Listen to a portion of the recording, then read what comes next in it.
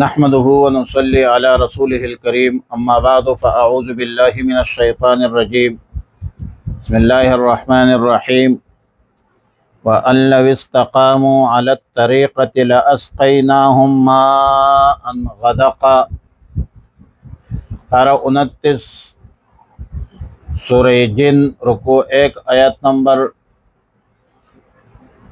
16 تا 19 وَأَن لَّوْ اسْتَقَامُوا عَلَى الطَّرِيقَةِ، یہ دراصل اوحی الیہ کے دوسرے معمولات کا ذکر ہے۔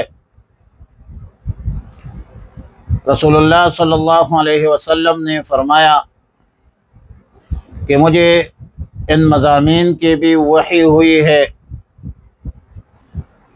کہ اہل مکہ اگر سیدھے راستے پر قائم ہو جاتے، راہ راست پر چلتے، تو ہم ان کو وافر مقدار میں فراغت کے پانی سے سیراب کرتے،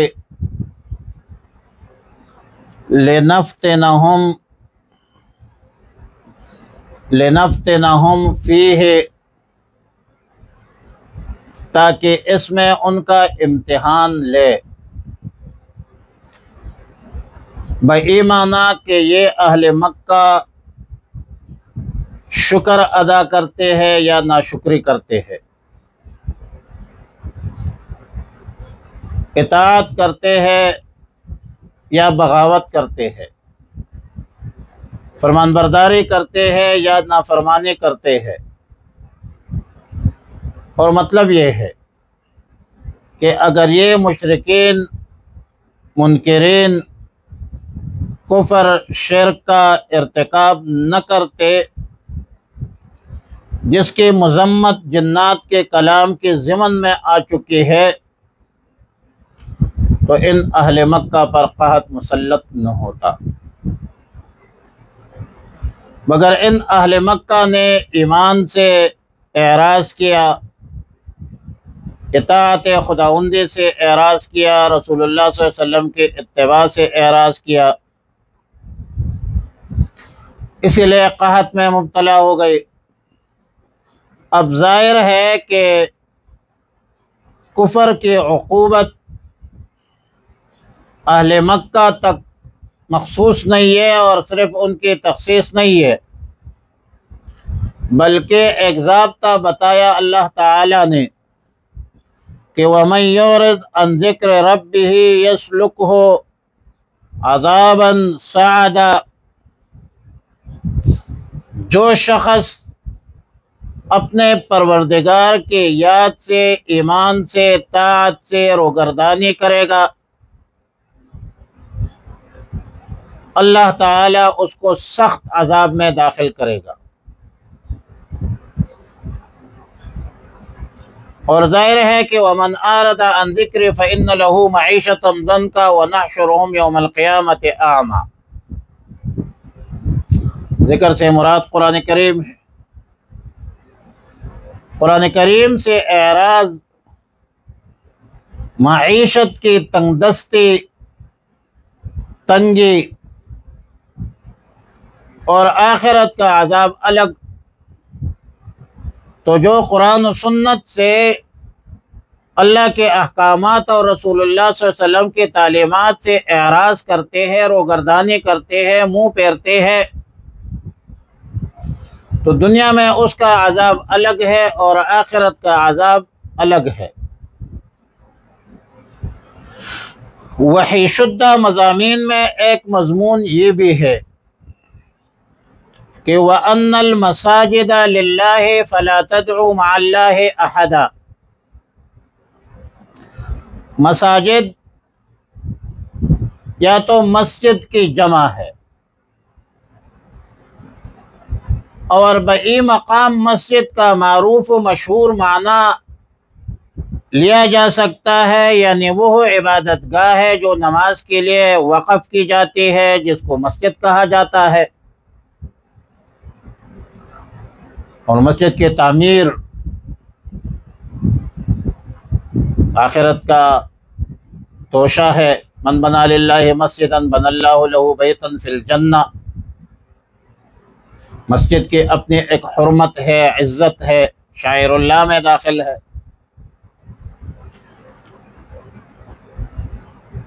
تو اگر مسجد کی جمع ہے اور معروف معنی مراد ہے، تو اس صورت میں آیات کا معنی یہ ہوگا کہ جب سب مساجد صرف اللہ کی عبادت کے لیے بنائی گئی ہے، تو تم مسجدوں میں جا کر اللہ کے بغیر غیر کی عبادت مت کرو، اللہ کے بغیر کسی غیر سے مدد مت مانگو، اللہ کے بغیر کسی غیر کو مت پکارو۔ جس طرح یہود نصارہ اپنی عبادت گاہوں میں شرک کا ارتکاب کرتے ہیں،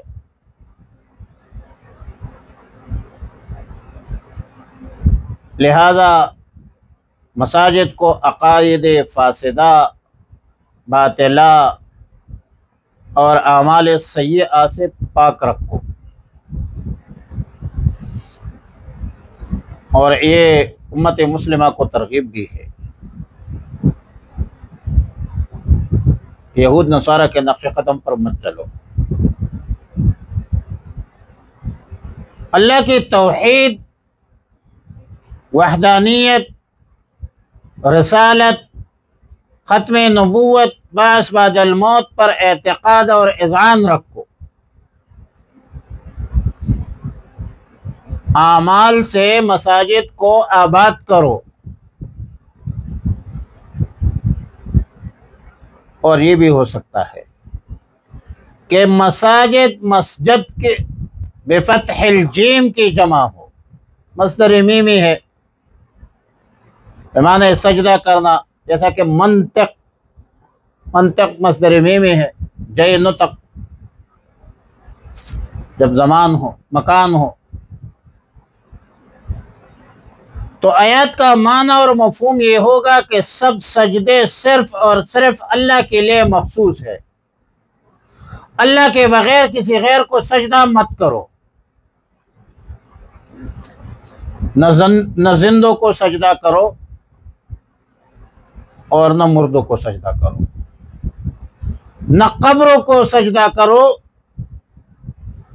اور نہ بادشاہوں کے دروں پر سجدے کرو۔ غیر اللہ کے سجدہ سے کلی طور پر مکمل اجتناب کرو۔ وَأَنَّ الْمَسَاجِدَ لِلَّهِ، خدا کے ماننے والے نہیں جھکتا مزاروں پر، نہ قبروں پر، نہ قبور پر، نہ قبروں کے مناروں پر۔ وحی شدہ مضامین میں سے ایک مضمون یہ بھی ہے کہ وَأَنَّهُ لَمَّا قَامَ عَبْدُ اللَّهِ يَدْعُوهُ كَادُوا يَكُونُونَ عَلَيْهِ لِبَدًا، جب اللہ کا خاص بندہ یعنی رسول اللہ صلی اللہ علیہ وسلم اللہ کی عبادت کے لیے کھڑا ہوتا ہے، تو یہ منکرین، مشرکین، کافرین اللہ کے اس بندے پر ویڑ لگا دینا چاہتے ہیں۔ اب ظاہر ہے کہ یہ تتمہ ہے مضمون توحید کا، کیونکہ اس میں مشرکین کی مذمت ہے، جو عداوت اور نفرت رکھتے تھے مشرکین اور رسول اللہ صلی اللہ علیہ وسلم کو قسم قسم تکالیف دیتے تھے، اذیتیں دیتے تھے۔ ظاہر ہے کہ یہ دین دشمنی ہے، اور دین دشمنی رسول اللہ صلی اللہ علیہ وسلم سے لے کر قیامت کے صبح تک دین دشمن قوتوں کے طرف سے جاری رہے گی۔ حق اور باطل کا جو کشمکش ہے، جو معرکہ ہے، یہ ہر وقت جاری رہے گا۔ تو ان تینوں چاروں مضامین میں رسول اللہ صلی اللہ علیہ وسلم کو خطاب ہے، ترغیب ہے، تسلی ہے، اور امت مسلمہ کو تعلیم ہے کہ آپ جب کھڑے ہوتے ہیں اللہ کی عبادت کے لیے، اللہ کی حاکمیت کے لیے، مشکلات آئیں گے، مصائب سے دوچار ہوں گے۔ مدنی صاحب نے کہا تھا مصائب میں الجھ کر مسکرانا میری فطرت ہے۔ جسے مرنا نہیں آتا اسے جینا نہیں آتا۔ دین پر چلنا کوئی اتنا آسان نہیں ہے، کوئی حلوہ نہیں ہے۔ جب آپ توحید بیان کریں گے، رسالت بیان کریں گے، اللہ کی حاکمیت اور اعلاء کلمت اللہ کی بات کریں گے تو مصائب آئیں گے۔ مصائب پر صبر کرنا، استقامت کے ساتھ جدوجہد پر قائم رہنا اور ایک جدوجہد کرنا، یہ اہل عزیمت لوگوں کا کام ہے۔ اور اسی لیے صوفیاء لکھتے ہیں الاستقامت خیر من الف کرامت، استقامت ہزار کرامات سے بہتر ہے۔ اللہ کا وعدہ استقامت پر ہے، ان الذین قالوا ربنا اللہ ثم استقاموا تتنزل علیہم الملائکہ۔